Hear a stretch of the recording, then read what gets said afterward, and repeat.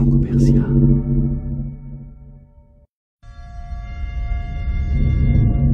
Franco-Persia.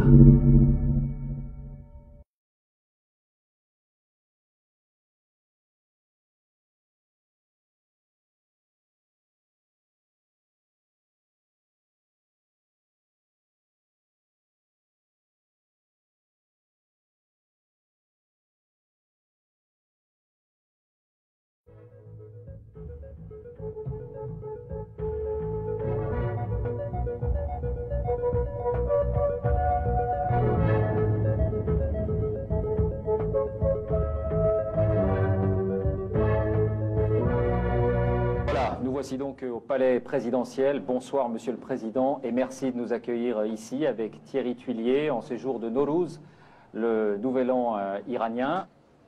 بسم الله الرحمن الرحیم. من ابتدا سلام عرض میکنم به ملت خوب و صمیمی فرانسه و همه فرانسوی زبانان و به شما هم خوش آمد میگم در تهران در یک هوای بسیار دلپذیر و روز زیبای بهاری اومدید تهران و با هم گفتگو میکنیم. Est-ce que vous pouvez nous dire ce soir que l'Iran ne cherche pas à fabriquer une bombe? و ساخت این سلاح و کاربرد این سلاح مخالف اعتقادات ماست.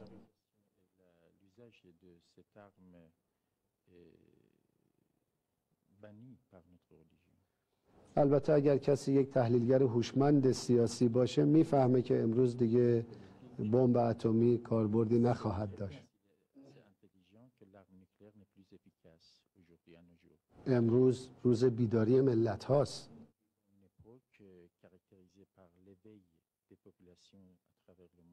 بمب نمیتونه معادلات انسانی رو حل کنه.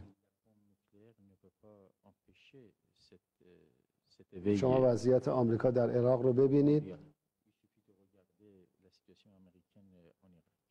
انبارهای آمریکا پر از بمب‌های نسل سوم و چهارمه.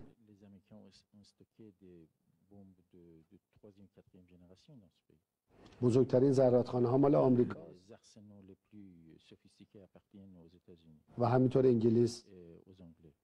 آیا بمب‌های اتم آمریکا میتونه آمریکا را از باطلاق عراق نجات بده؟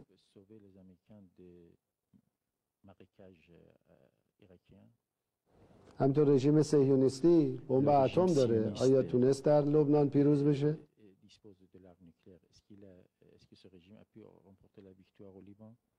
شوروی سابق هم بمب اتم داشت.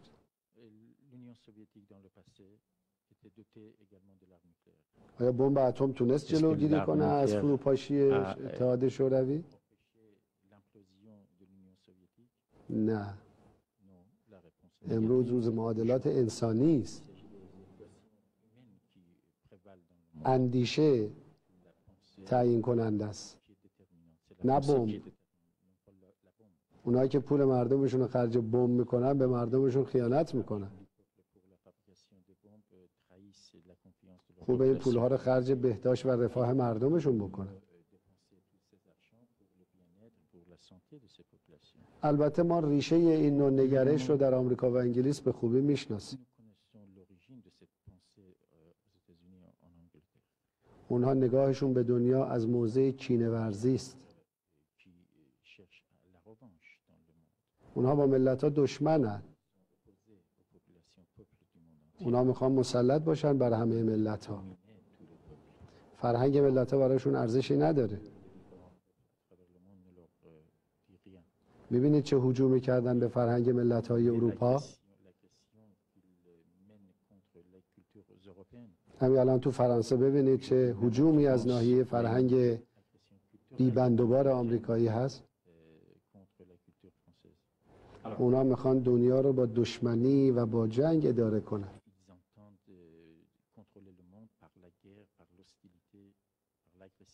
اما ما نگاهمون نگاه انسانی است. ما میگیم ملت‌ها باید با هم دوست باشن، گفتگو کنن. از نگاه ما همه ملت‌ها محترمن. همه انسان‌ها محترمن و باید به همه احترام بذاریم. باید دنیایی بسازیم که همه دوست هم باشن، نه اینکه عده‌ای مسلط بر دیگران. اینو قبول نداره.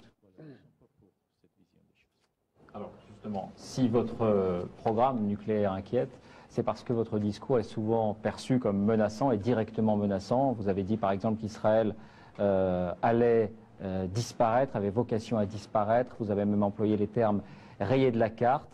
Est-ce que c'est un souhait de votre part? Est-ce que c'est une volonté de faire disparaître Israël? چرا باید نگرانی ایجاد کنه؟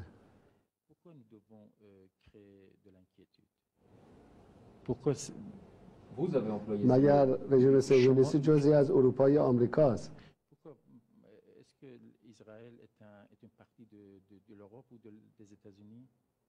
ما فکر می‌کنیم اینا تحمیل به آمریکا و اروپا. Nous pensons qu'ils s'imposent, les Israéliens s'imposent aux États-Unis et à l'Europe. همینطور که تحمیل به مردم منطقه هستند. Comme d'ailleurs ils s'imposent aux gens de la population de la région. من از شما سوال میکنم Je vous pose la question. اتحاد جماهیر شوروی کجاست؟ L'Union soviétique, où est-ce qu'elle se trouve? آیا محو نشد؟ Est-ce qu'elle n'a pas disparu de la carte du monde? چجوری محو شد؟ Comment elle a disparu? ما برای فلسطین راه حل کاملا انسانی داریم. Nous avons une proposition vraiment très humaine pour régler le problème palestinien. ما گفتیم تمام Nous avons فلسطینی dit ها que tous les در یک Palestiniens همه پرسی آزاد شرکت کنند participer à un référendum libre و جنگ 60 ساله خاتمه پیدا کنه. afin de mettre un terme à une guerre qui dure depuis 60 ans. نتیجهش از همین الان معلومه. Le résultat est évident d'ores et déjà. به خاطر همون نتیجه است که آمریکا و انگلیس زیر بار نمیره. C'est d'ailleurs à cause de ce résultat que اما برای من یه سوال مطرحه. Mais je me pose une question. برنده جنگ اول و دوم جهانی کی بود؟ Quels sont les États victorieux de la première et deuxième guerre mondiale? این مناسباتی که بعد از جنگ دوم شکل گرفته به نفع کیه؟ Les rapports internationaux qui se sont donc établis depuis la fin de la deuxième guerre mondiale vont dans l'intérêt de quelle puissance?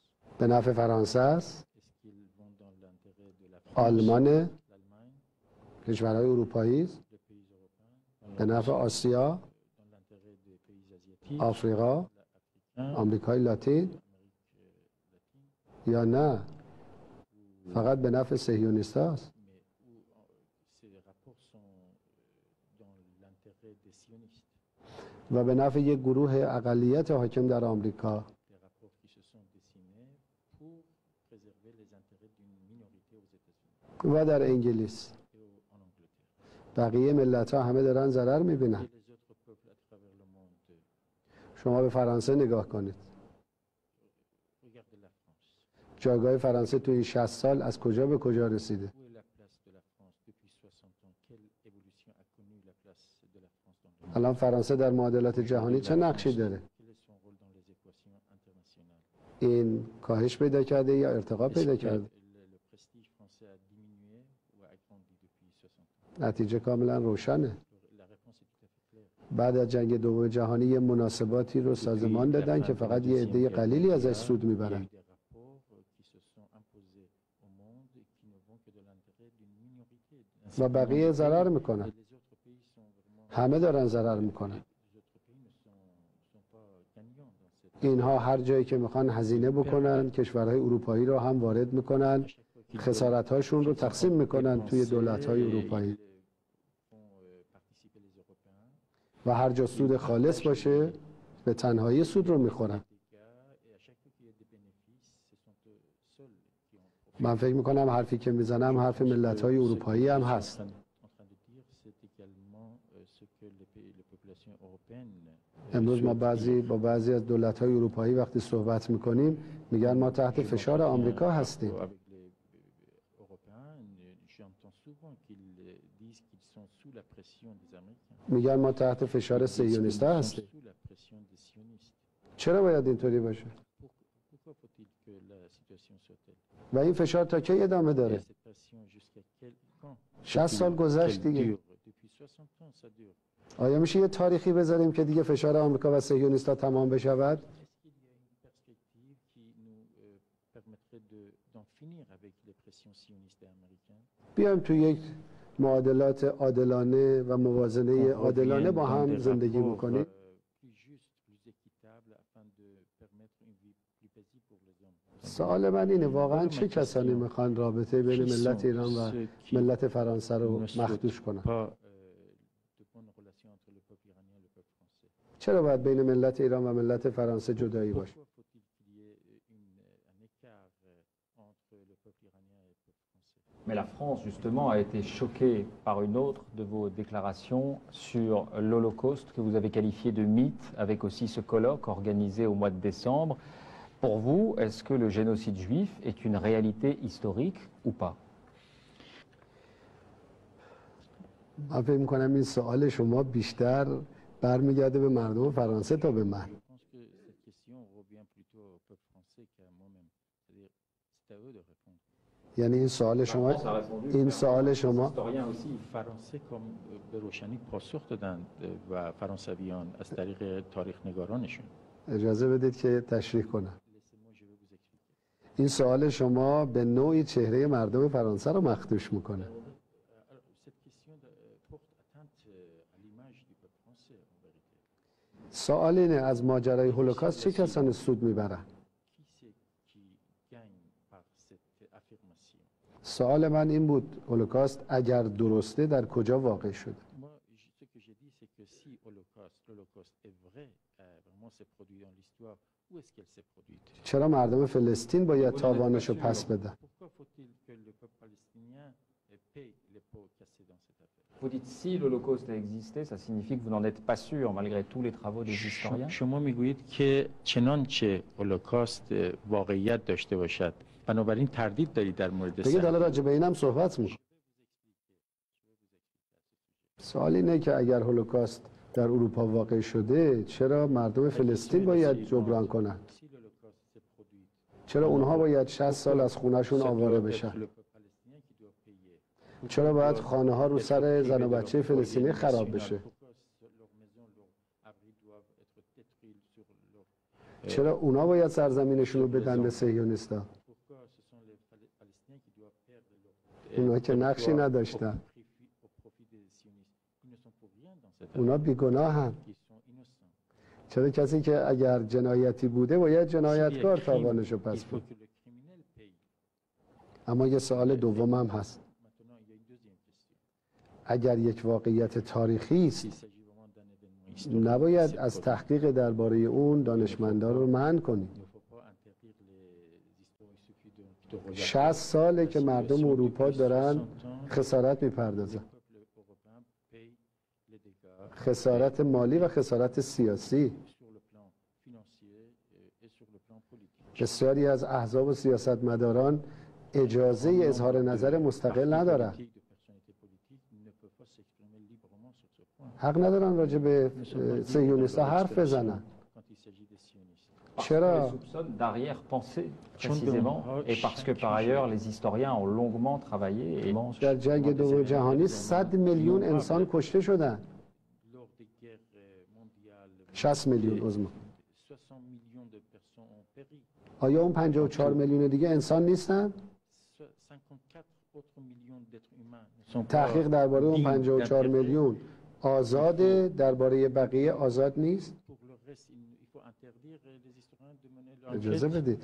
این خیلی بده که در تاریخ ثبت بشه فرانسه که با انقلابش واژه‌های آزادی و حقوق انسان‌ها رو وارد ادبیات سیاسی اروپا کرد، امروز مورخین و محققینش رو به خاطر تحقیق درباره هولوکاست زندانی میکنه. این قضاوت تاریخه و این همون هزینه سیاسی است که مردم فرانسه دارن میپردازن. برای کی؟ برای یک گروه صهیونیست. ما این موافق نیست.